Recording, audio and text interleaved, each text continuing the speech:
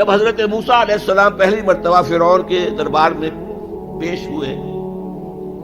تو فرعون نے مذاق اڑایا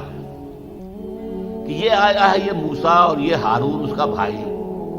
اور یہ ہم پر حکم چلانا چاہتے ہیں۔ وَقَوْمُهُمَا لَنَا عَابِدُونَ،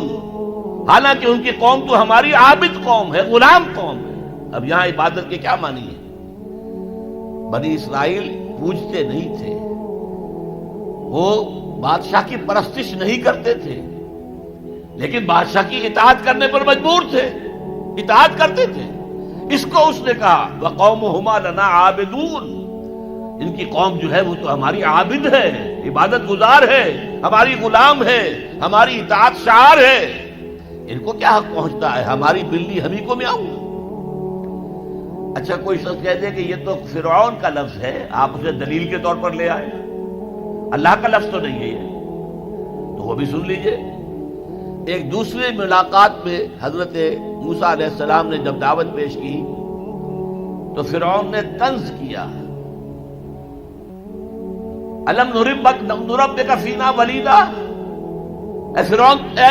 موسیٰ تم وہی نہیں ہو جسے ہم نے اپنے گھر میں پالا پوسا تھا۔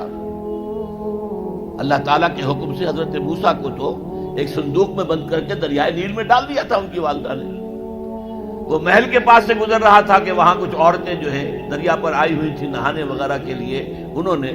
وہ تابوت جو تھا صندوق وہ پکڑ لیا، اس میں حضرت موسیٰ نکلا ہے، اور اتنے خوبصورت تھے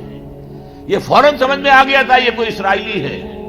اور اسرائیلی بچوں کے بارے میں حکم تھا کہ فوراً قتل کر دو، اگر لڑکا ہو، لڑکی ہو تو زندہ رہنے دو۔ لیکن یہاں حضرت آسیہ تھی، فرعون کی ایک بیوی جو مسلمان تھی، بنی اسرائیل میں سے تھی، انہوں نے کہا فرعون سے لا تقتلوہ، مت قتل کرو، قرۃ عین لی ولک، دیکھو